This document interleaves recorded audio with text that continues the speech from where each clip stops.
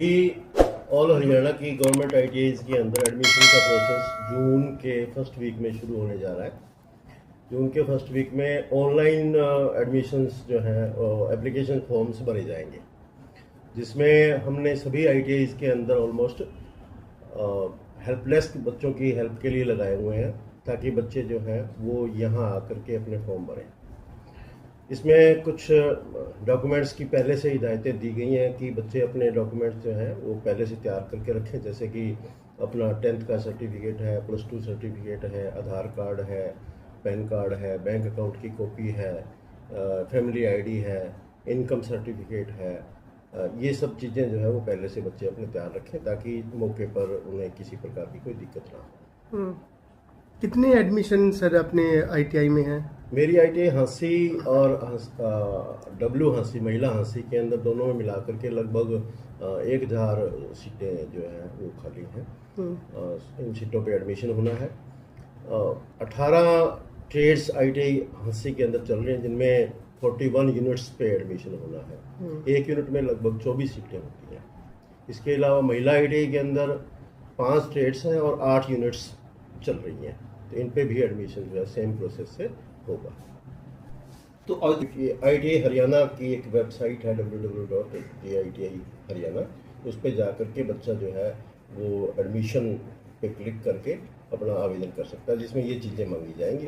बच्चा उसके अंदर एक मेरिट पे जो एडमिशन होगा, उसके लिए बच्चे को अपनी ट्रेड प्रेफरेंस और आईटीआई प्रेफरेंस भरनी होगी, जैसे उसे कौन सी आईटीआई में एडमिशन लेना है और किस ट्रेड में एडमिशन लेना है। इसके रिगार्डिंग उसको अपनी प्रेफरेंस भरनी होगी, फर्स्ट सेकंड थर्ड चॉइस के हिसाब से, कि वो ट्रेड चॉइस भरेगा और साथ के साथ वो आईटीआई की चॉइस भी भरेगा। तो सबसे बड़ी बात रहती है आजकल जैसे प्राइवेट का ज़्यादा दौर है, तो अपने जो गवर्नमेंट आईटीआई हैं इसमें किस तरह से जो स्टूडेंट है वो सोचते हैं कि यहाँ एडमिशन ले या फिर प्राइवेट आईटीआई के अंदर एडमिशन ले, इसमें भी कंपटीशन देखा जाता है क्या सर?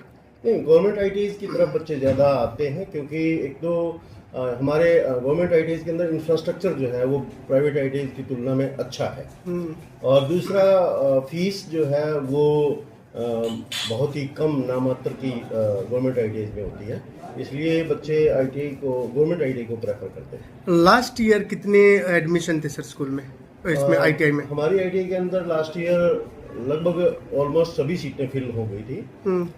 लगभग 600 समथिंग सीटें जो हैं वो आईटीआई बॉयज़ में, और 120-22 सीटें जो हैं वो आईटीआई महिला हाँसी के अंदर जो है भरी गई। इस बार क्या उम्मीदें रखने हैं? इस बार भी हम उम्मीद कर रहे हैं कि हमारी 100% एडमिशन होंगे। आईटीआई के अंदर एक और सरकार ने फैसिलिटेट किया है बच्चों को, जैसे बच्चा 10वीं पास करके आईटीआई में एडमिशन लेता है 2 ईयर कोर्स के अंदर।